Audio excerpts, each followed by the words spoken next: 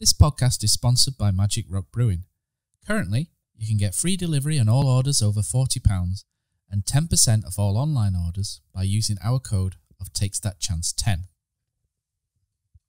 Christopher Schindler has a chance to write his name in Huddersfield Town legend. And he takes that chance!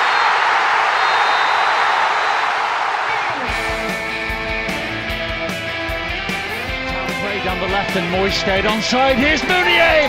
2-0 Huddersfield Town on the opening day of the Premier League. 1-2 wicket Tunga. Here's Moy, right-footed. 1-0 Huddersfield Town.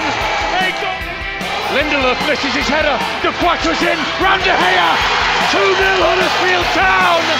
2-0 Huddersfield Town. Here's Sanka to turn it into the pass. Yes! And Cummins scored. Cummins has scored one of the most important goals of Huddersfield Town's history. De Quattro's forward.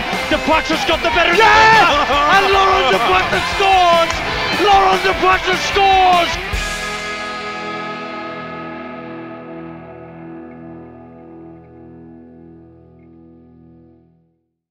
Okay, another podcast and another disappointing match in store. Maybe. Let's hope not. Welcome to the warm-up episode 32. Joining me, your host, Brady Frost, to preview Huddersfield's match against Coventry, is someone who's never disappointment. It's Tom Bradshaw. How are you, Tom? Up the town, Brady. I'm all right. I'm up for this one. We're going to survive by the skin of his teeth again. Get in. That's I like the positivity, right? We need to be positive, don't we, for the listeners, let's be honest, because the Blackburn game was, yeah, let's just move on. I think the size says it all. But joining Tom and I, who is making his debut for the first time, I'm sure he won't be a disappointment. But, you know, I don't know. He's doing it live. No pressure, Josh. Is Josh Phillips. How are you, Josh? Thanks for the introduction, Brady. I won't get your hopes up too much, but we'll assess my performance at the end. But glad to be here. Thanks for the invite. As long as you give it your all and do it for the lads and say the fans were class, I think that's okay, mate. Oh, fans were class as always. On we go. On to the next one. Yeah. Love it. You're gonna settle in well here, mate. Don't you worry. Anyway, so I'm gonna do my usual scene setter waffle. So Coventry are a place above us in the table in 19th and secured their survival with 51 points last weekend. Did you know, guys? I imagine the people can't see us unless Matt puts the video on without telling us again. Huddersfield Town last hosted Coventry at home in August 1977 in a League Cup tie at Leeds Road. None of us will know because we weren't born. So if you're old and listening to that, I do apologise, but I can't control when we were born. Their last that was very Partridge on the subject of Partridge things there, Tom. Anyway, sorry, I've gone. We need this laugh to keep it in. Their last away league visit to Huddersfield was back in April 1972, a 1-0 win with Ernie Hunt scoring the winner. I had to make sure I didn't have a Freudian slip there. But we'll look at their form now because that is, 40, 50 years ago. Coventry have actually won their last two away games and are looking for their third in a row, which would be the first time they've done that in the Championship since August 2007 under Ian Dowie. I forgot he was a manager. I just always think of him as a bit of a pundit. So shows you. Coventry, they've won 5 in the last 10, puts them 9th in the form table and 3 wins in the last 4 against Rotherham, Barnsley and Stoke. But they did lose to Preston 1-0 in their last match. I'm going to bomb everyone out here. As I'm sure you know, Huddersfield have won fewer points than any other Championship side in 2021, winning just 3 of their 22 matches and have 16 points from those 22 games. That is drawing 7 and losing 12. However, positive, Coventry have secured their survival, so maybe they'll be on the beach, lads? I'm going to come to you, Josh, after that because it was a 0-0 earlier in the season, I believe, not one for the neutrals. Do you remember the match? It was a while back, but also how do you think Town have played recently, Josh? Yeah, I do remember the match. It was around Christmas time, I believe. I remember watching it at work. I seem to recall it was, a bit of an attritional game. Obviously, a 0-0 scoreline tells you that. But I remember, I think it was Mbenza who had a really big chance in the first half. And I think they had at least one clear-cut chance as well. But yeah, it was sort of the game where 0-0 is not a bad result away at Coventry. But as for how we've done recently, well, I think the stats tell the story for themselves, unfortunately. But only one home win in 2021. But maybe we could end on a high in what hopefully will be the last game where we play at home in front of no fans. So hopefully can somehow get another result, at least a draw, to secure safety. That would be great. We don't sound that confident, but yes, that would be great. Tom, what about yourself? Obviously, you've been on the pod recently. We're not a review show. We are a preview show, but I'm guessing you weren't very impressed with the result at the weekend. No, I didn't even watch it, Brady. I remember, yeah. I told you, didn't I? I climbed a hill to get as far away as possible. So I just avoided it and hope I'd come home and check my phone and we'd have done all right. But yeah, it was really depressing seeing that scoreline because Blackburn, no disrespect to Blackburn, but they're not like Norwich or Bournemouth, are they? You shouldn't be conceding 5 to them, especially the run they've been on recently as well. But anyway, yeah, I remember that last game against Coventry. I thought it was all right, 0-0. I remember tuning in because a bit of a collector's item in it, Coventry. So I actually quite enjoyed it because I thought we defended pretty well. We limited them to not much, like Josh said. I think they had that one chance really, and it was a clearance off the line. And I don't even think they didn't really test Schofield much. I was impressed with them from that one game because I thought they played some nice football. They used the counter-attack really well. And I think that's something I've got to look out for on Saturday. No, definitely. I think I'm a bit jealous that you're on a hill. But it could be worse, mate. I went on BBC Radio Leeds and said, "Oh yeah, I think I fancy us," and then we get smashed 5-2. Probably the only time I'll ever be on BBC Radio Leeds again. But anyway, yeah, you've kind of summed it up. 0-0. Nothing to write home about. But like you said, didn't concede. So I suppose if we've conceded 5 at the weekend, maybe that's a good omen. Obviously, just laughing at that. Obviously, former town boss Mark Robbins in charge, done a good job by all accounts with Coventry. But yeah, Josh, obviously we ask you when we come on here to do a bit of have a look at Coventry if you haven't been keeping an eye on them already. What do you think to the team, and is there a key player you've picked out for this? Yeah, there is actually. There's a couple of players I looked at. Callum O'Hare, he's a former Aston Villa Academy graduate. He's a young, creative player, attacking midfielder. Also, Dom Hyam, centre-back. He's played the most games for Coventry this season. But the player I went for, I do like my stats. So I opted for Liam Kelly, and he's got the best points per game stats of any Coventry player this season, which suggests he's quite a big influence on the side. He's the captain. He's quite experienced. He's been around the lower leagues a bit with Oldham and Leyton Orient, but seems to have found a groove at Coventry, role that suits him. And he's been vitally important in ensuring their safety this season. But as for Coventry overall, Mark Robbins has done a great job there, taking them from League Two to the Championship. That's no mean feat. And to do it with the second lowest budget in the Championship this season, staying up is a good achievement for them. The few occasions I've seen them this season, they've not blown me away as such, but I thought they're a good, solid team, and they look good enough to stay up. They've had some good results as well along the way. But yeah, Mark Robbins, some managers really just find a home, don't they? And I think that's certainly the case with Mark Robbins at Coventry in his 2 spells there. No, definitely, and great shout. I picked Liam Kelly in the last one, the previous fixture. So clearly got good taste, mate.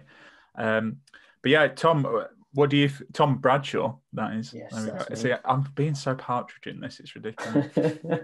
What's your key player for Coventry, and what do you kind of think of the team?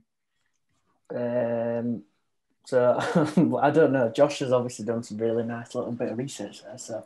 Yeah. I'll just pretend that I had everything that Josh said already. But there was one player that I really liked in that last game. It was that Hammer. Oh yeah, Gustavo Hamer. The Dutch guy, Brazilian. Yep. I just really liked the look of him. I liked he just seemed like one of those players that I just liked. He seemed to get stuck in. He seemed to pick the ball up well and just kind of dictate bits in the middle. But yeah, I haven't really gone into it because when I did have a look at their stats, I just had a quick glance over their stats and I thought they're very similar to ours. Everyone's kind of on the same plane. No one really stood out as I think top goal scorer, was it like 8 or 9 in the league, maybe? Their top goal scorer. That's just me top of my head, so you might have to correct me there. But yeah, Hammer, I think for me, if he has a good game, I like the look of him. I'd take him at Town if the opportunity ever came up. And like Josh said, what is so strange, isn't it? Like managers have certain clubs where they do well at. Like I was thinking, Robbins and Jones at Luton, they've kind of gone away from those clubs and Robbins didn't do terrible with us, but it obviously wasn't his groove. And then he's gone back to Coventry and he's just bossed it again. It's strange, but interesting that works like that. Yeah, no, I think it is. I mean, we don't talk a lot about right fit, but I do think that's a big thing that kind of gets missed. Like you think of it with players, like sometimes it just the club's not the right fit for them, but then they go on and do well everywhere else, somewhere else. But yeah, no, I think that's important. It wasn't, like you say, probably wasn't the best under Robbins at Town, but say Coventry can't speak highly enough of him, and like you say, it's all about the fit. It kind of depends. But I'll stop saying the word fit, and I'll move on to my key player. I've gone for Leo Ostergard, another centre back. He's played over 3,000 minutes for Coventry this season. Scored the winner in the crucial game against Rotherham too.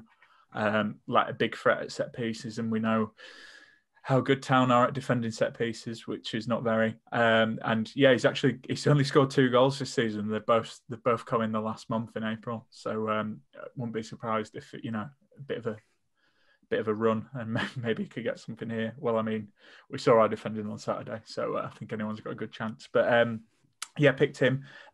Josh liked that he included points per game on here as well. That is the right podcast to do it on. So like to hear. But let's be positive if we can and talk about Town.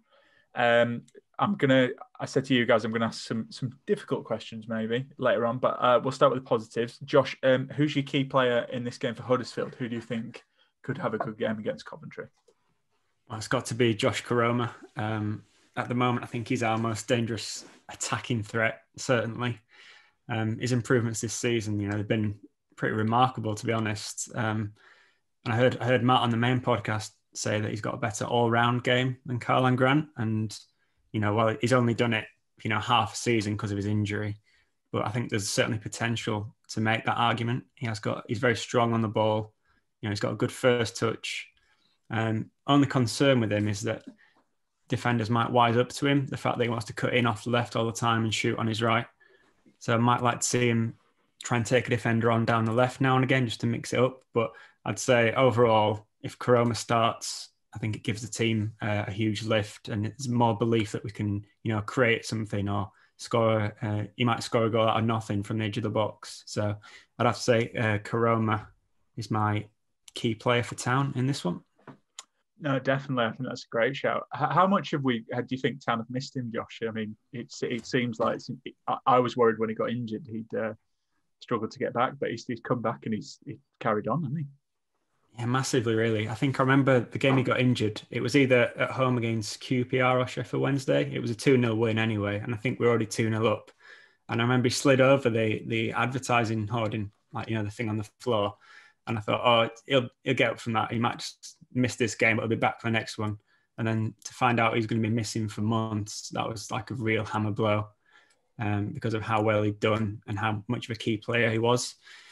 So yeah, I think we have missed him massively down that left. Rolando Aarons has come in. He's not done a lot yet. I'm willing to give him time. But yeah, and Aaron Rowe's done pretty well when he's been inside. But to have that player sort of playing the Karlan Grant role that we had last season, Karoma's massive for us, and he's been a big miss and part of the decline that we've seen in the second half of the season. No, definitely. And who would have thought that at the start of the season how vital Karoma would be for us? But yeah, hopefully, well, let's not look ahead too far ahead to next season, but hopefully he can stay fit all season, and maybe it could be a bit better than 20th. But Tom, who's your key player for Town? Who have you singled out? Well, yeah, I mean, straight away I thought of Karoma, because the little bits I did see of Saturday, and especially his goal, like what quality that finish was. Like he has come on so much in such a short period of time. It's quite scary, and I really hope we can just see a full season of him, because I think he'll be off soon. Really, but I haven't gone for Karoma because I rely on him to have a decent game. Do you know what I mean? If that sounds stupid, so I'd say everyone else is the key player, because they need to pull the fingers out and just sort it out a bit. But I put Hoggy down mainly because I think if they're going to play their game and it's that counter-attacking game, then I feel like Hogg's going to be the one that has to keep an eye on that, and is going to be the first one meeting that if anything's going to come about from it, if that makes sense. So I think I've gone for Hogg as my key player on Saturday.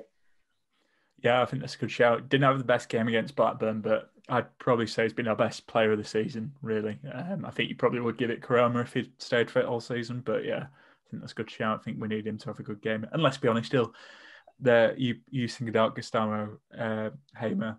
He gets a yellow card. Hoggy will love to let him know. Welcome into the John Smiths, let's say. Exactly. I like it. Well, so on the subject of Karoma, well, I think this is a good time. I suppose one of the things you can credit Corberan with is the improvement under Josh Karoma. But I will, because you're a guest, Josh, I will pressure you first. Obviously, we talked at the top of the show about the form Huddersfield are in 2021, and it's not great. And there is a bit of pressure on Carlos. Phil obviously came out and said he's the man before the Blackburn game. What are your kind of thoughts on Corberan's season, and do you think he deserves a crack next season? Well, when he first came in, I was behind the appointment because I liked the noises that were coming from the club about we're going to have a certain way of playing. It happens to be a way of playing that if I was a coach, it's what I'd try and strive for. Obviously, it is difficult to implement that style when you're on a budget, and we all know he's not been fully backed in the transfer market, but in the first half of the season, we were playing some great stuff at times. There were still matches where we were getting turned over pretty easily, particularly away from home. But some of the team goals that we scored were some of the best that we've seen in a long time. So up until that Blackburn game on the very end of 2020, I think it was just before New Year's Day or something, things were looking really good, and he got his new contract. And then we have had injuries, and but it's just not been good, has it? And I know that I listened to the Stephen Chicken podcast as well, and they were saying that he needs to go more pragmatic. In a few weeks ago after the Derby and Preston defeats, and I was a bit worried about hearing that, because I think if you're going to play a certain way, you stick with it right to the end, even if the results carry on going against you. I'm very wary of the fact that we went pragmatic for a few games, and now we're trying to, oh no, we've got some players back, we want to go back to how we were now, and I don't think you can just turn it on and off like that. I would have liked to have seen him stick to his guns a bit more, but after recent defeats, every time we lose a game, I feel like I think his time might be up. But then a few days later, I sit and reflect on it and think, well, we don't want all the upheaval. Phil seems very intent that Carlos is his man, and he's got all the coaching staff and everything in place. But I think the pressure will be on at the start of next season, first 10 games or so, just like it was for Jan. But I think there is hope there that we can get back to playing how we want and how we did at the first half of this season. but maybe I'm not as hopeful that he's the right man as I was around New Year. Yeah, I think, to be honest, that's very, very similar to how I feel. I think I'll let you jump in, Tom, because you look like jumping in a bit, but just quickly, yeah, no, I think the same. I think you hit the nail on the head. I think there's reasons why Carlos probably hasn't been able to do as good a job as he could, which are things out of his control. But then I think it'd be silly to not ask questions of the manager when you're on a bad run, because I agree. I don't think the squad's that great. Obviously, it's not something you can improve overnight, but I still think this team should be better than 20th. Even with the people we brought in. But huge summer. We talk about it every week, but huge summer for players and contracts and change. And I think you're right. Season review. I'd let him stay. I think the big contract is the main thing for me. The fact that he signed that big contract, you kind of have to give him. And like you say, Phil's committed behind him, give him that chance. But yeah, I hope he has a good fixture schedule in the first couple of games, because I think like you say, don't want another Jan. Tom, what about yourself? How are you feeling about Carlos? Oh, I don't know. I want every manager to do well, obviously. Personally, right, I'd still have the Cowleys here. That's end of it for me. I'd still have them here, and I'd have given them what they wanted. They're so from what I understand, the reason they're not here anymore is because they weren't going to have the control of who they were going to bring into the club. And if that obviously in my mind means Carlos doesn't particularly have that either. Stephen Chicken, I think he did the article recently where it was basically saying actually he has had a lot of these players are new players, are technically Carlos's players, but are they Carlos's players? And I think the problem's a bigger picture. It's not just the manager, maybe it's something that we say, I think they say every week on this podcast, it's the recruitment. It's like, I can't stress that enough. I think there's something worse than the management. This run is terrible though. You can't hide behind that. It's like, blooming heck, this run has been as bad as that second season in the Premier League. Especially like this year, it's been horrible. But I'd give him another season. I think you just got to give it him. And it's 50-50. It's him and recruitment. I think this summer's going to be massive. Chicken did another article about you've got about 13 or 14 players who could potentially be gone, depending on whether you give a contract to them at the end of the season. So it could be a massive overhaul, and then it's like you're doing a complete rebuild again, aren't you? So I don't know, Brady. I just think you just got, I think, give him another season, see what happens. We can't really get any worse apart from getting relegated. And to be honest, like it's been that bad this year. Do you know, on performance-wise, especially 2021, I don't think it's going to feel any worse next season. Do you know, if that makes sense, watching us lose again and again and again? Yeah, I think you're right, mate. I mean, let's be honest, we've done a Hull, haven't we? Basically, we've done what Hull did last season for fall off a cliff massively. I think we're lucky that, if we're being brutally honest, that the other three teams who are in the relegation zone have made it difficult for themselves. I think that's the only reason we're staying up. But realised I didn't say my key player. You were talking about players. Someone I would definitely have back next season on loan, Carol Eiting. I think he'll be key in this game. I think we missed his creativity. Coventry will sit quite. They're not a super defensive team, but they can be defensive, especially away from home, solid.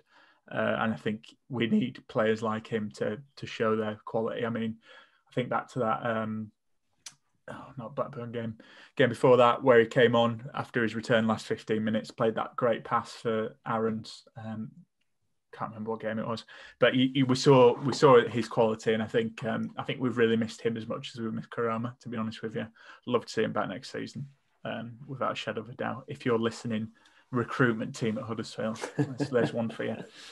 But anyway, we will go into the feature that everyone loves. It's Return to the Mac. I think we need to sort out a jingle over the summer. But if you could bring a former Town player back for this one-off game, who would you bring, Josh? Well, I'd say it's got to be one of the attacking players, because I'd expect us to have the lion's share of possession in this one. And I think up front is probably where we've probably not been harsh, but maybe our weakest area in our strongest 11. And we're not far off having a strongest 11 for this game. So I'd say it's got to be a player who's not just there to score goals, because we don't create that many chances. It's got to be someone who can, can score a goal, has the goal scoring nous, but someone who can do a bit of work outside the box and, create openings for themselves, which is why I've gone for Mr. James Vaughan. Oh, love it. Nice. Yeah, he scored goals in average teams before, average Town teams, and you'd have to say at the moment this is an average Town team at best. But he knows where the back of the net is, and he offers plenty outside the box as well, as I've said. Gets stuck in, puts himself about. He's always a handful. Quite technically a solid player as well. So I'd fancy him to find the back of the net for us in this one. I think he'd score in a 1-0 win if he was obviously fit, which he wasn't very often. But when he was a danger to all corner flags. Oh, definitely. Oh, yeah. I loved Vaughan. I mean, let's be honest though. If he was injury free, he probably wouldn't have been in Town. So I kind of like that. But yeah, he's. I think it might have been me or someone picked him in an earlier show. And when I last checked, he has nearly 20e goals in League Two. He's doing well. Might be back next season. Well, who knows? Yeah, might be playing him. Re-signing everyone else. Yeah, exactly. God, if we're linked. Well, I'd have him back. Tom, who have you gone for? So I really like Schofield. So I've just put that out there before this one comes out. Before I replace him for this game. But I just think this season, it's been so harsh on him this season. And hopefully it's going to be a massively great learning experience for him, and it will improve his game in the long run. But I just think right now for this game, and I think we're going to be safe, right? I think we could end up losing these last two games and just stay up. But just to be certain, I think one more point is fine, and I'd just be getting that experienced keeper in for this game, and I'd be bringing back Nico Vazen to go in the sticks. Oh, lovely shout. Yeah. No. Yeah. Well, if we had him back, I mean, what's the classic cliche? Goalie saviour. What is it? 10 points a season. So, yeah. No. Yeah, and I don't think Schofield's cost us that many points this season. It's just been unfortunate because we've been that bad, and then whenever he's had a bit of a shaky moment, it's highlighted by everyone, isn't it? I really hope he kicks on next season as a good one. Yeah, no, I mean, to be fair, you talked about the experience. I think when we had Phil on here, Phil Senior, obviously former keeper, he was saying how vital the experience of, losing games and being tested more. Yeah. And we've seen that Schofield's, I think he's saved the most shots in the 6-yard box, hasn't he, in all the championship. So clearly a talented lad. Didn't have the best game against Blackburn, but let's be honest, who did? So I like that shout there, Vassen. Always bring back Nico if we can. I've gone for another good player, believe it or not. The reason I've done this is because left back. Not that I think we need a left back particularly. I think James Vaughan or Vassen would be a better shout, but Toffolo didn't really look fit to me against Blackburn. I think he's kind of been rushed back a bit to, like you say, get us that point. And someone I loved and has obviously gone on to do great stuff. And God, can you imagine if we had him back for this one game? Ben Chilwell. I'd bring him back because I just obviously playing in Champions League semi-final against Real Madrid, but could play against Coventry too. Can do it all. I thought you were talking about Danny Adams for a second then. Danny Adams. Do you want? I can change it to Danny Adams if you want, mate.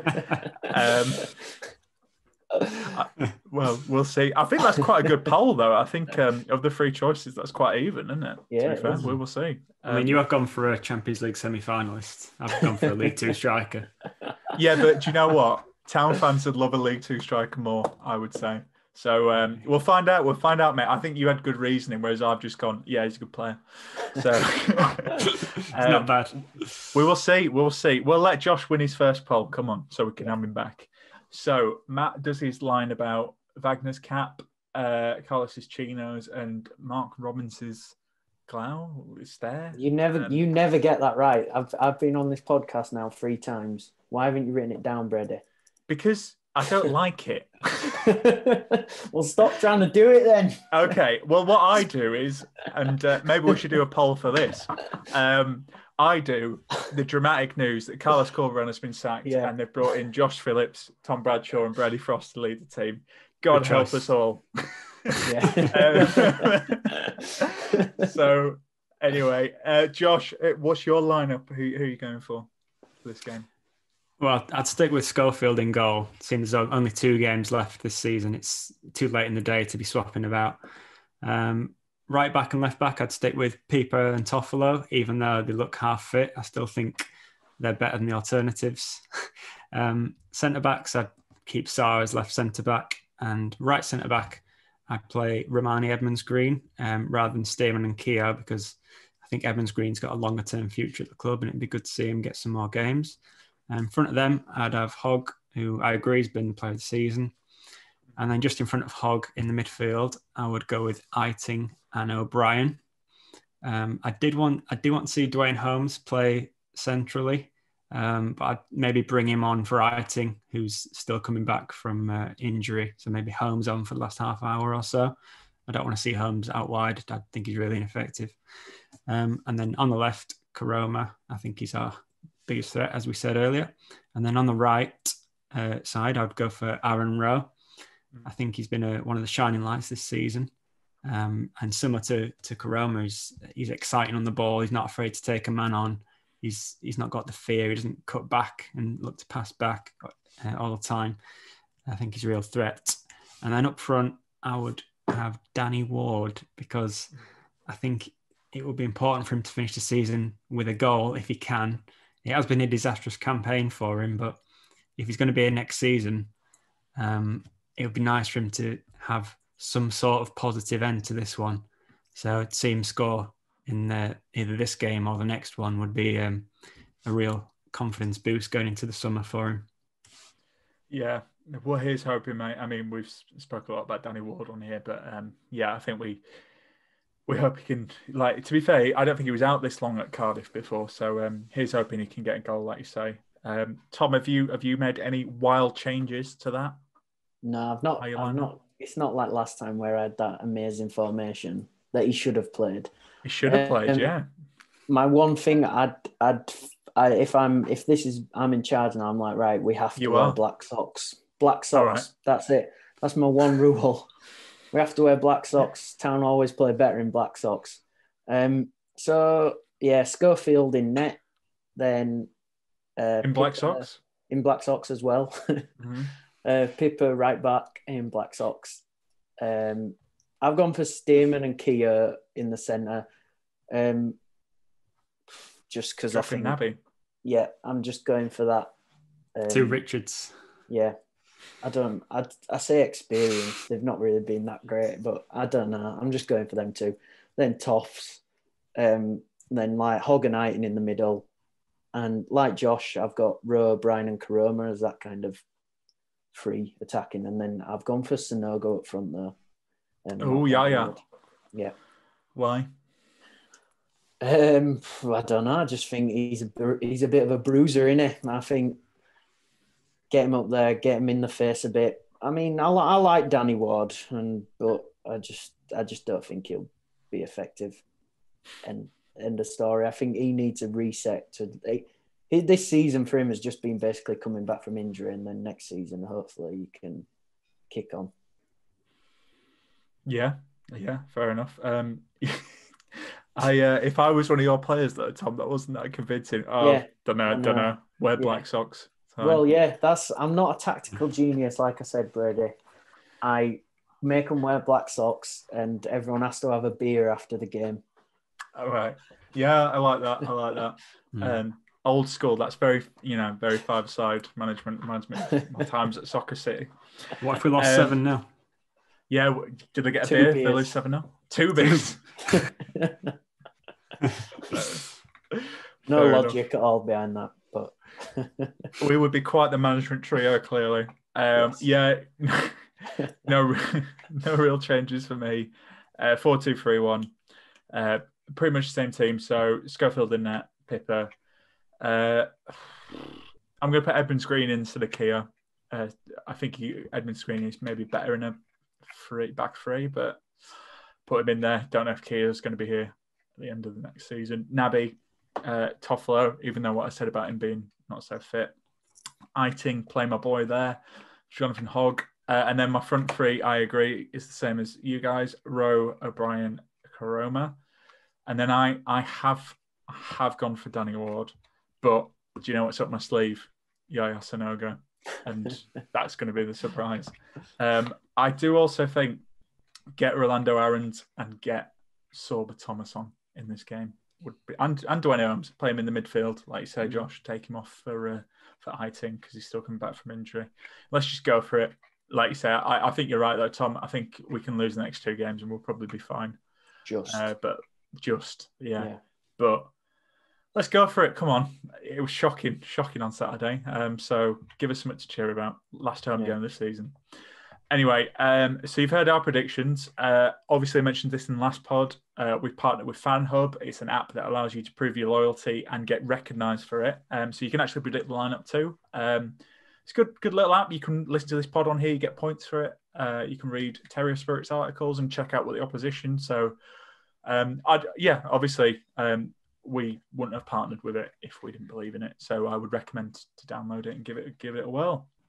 Anyway, lads, we're going to finish off here. I'm going to ask you how you see this game going and your score prediction. So I'll go to you, Josh. What are you thinking? All right. First of all, I'm just going to throw out there, is this Matt Robbins' first game back since he was manager here? Oh, I don't know. Let's say yes. When he ended up hiding in the cupboard or something like that. Anyway, I think it'll be 0-0, to be honest. I think we will have most of the ball, but I don't think we'll do enough to break them down. But I think a point should pretty much ensure survival, shouldn't it? So, yeah, 0-0. Boring prediction, sorry. No, it's all right, mate. You've got to go with what your heart tells you with the predictions. Tom, have you gone for anything more exciting than a 0-0? You know what? I haven't, but do you know what? I'm going to change it now because... look at that. I'm going to go for... Pure on influence. Let's hope it's one of those, crazy end of season games and I don't know 8-4 to Town. Do you have any conviction in that? No. Okay. I'd take 8-4. I've also gone for 0-0. They're safe. We don't really score. Although Karama might surprise me. So I'm going to change it. Come on, why not? 1-0 Town. I think they'll. I don't think they'll be that bothered. I hope so. I hope they're having beers, and then I do, and that's why it'll be 8-4 to Town. Exactly, they'll all be half cut. Well, I think that's the only way we could probably win a game at the moment, but we will see. But anyway, we'll see. Hopefully, obviously, last game of the season next weekend, and that'll be the last warm up of the season. So we will see. But cheers to Tom and Josh for coming on, and. If we haven't been that positive, we hope we've made you laugh at least. So, good luck. Good luck. No, not good luck. We'll need to end this right now. I'm talking. Good luck to Town. Jurassic Park, and we'll end it there. Thanks for listening. Bye. Oh, what a night. Late in May in 2017. Schindler scored, it was a effing dream. What a feeling, what a night. Oh, what a night. our Premier League. The greatest sight St. George's Square did see.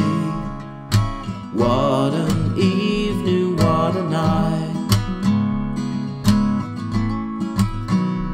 Oh, I got a funny feeling when he walks and a fence, and then the commentator yelled he takes that chance. Oh, what a night, lost so safe and mesmerizing me. Low, low charge and flattened old Chelsea. Stamford Bridge, oh what a night. Whoa, I got a funny feeling when he walks and a fence, and then the commentator yelled he takes that chance. Oh,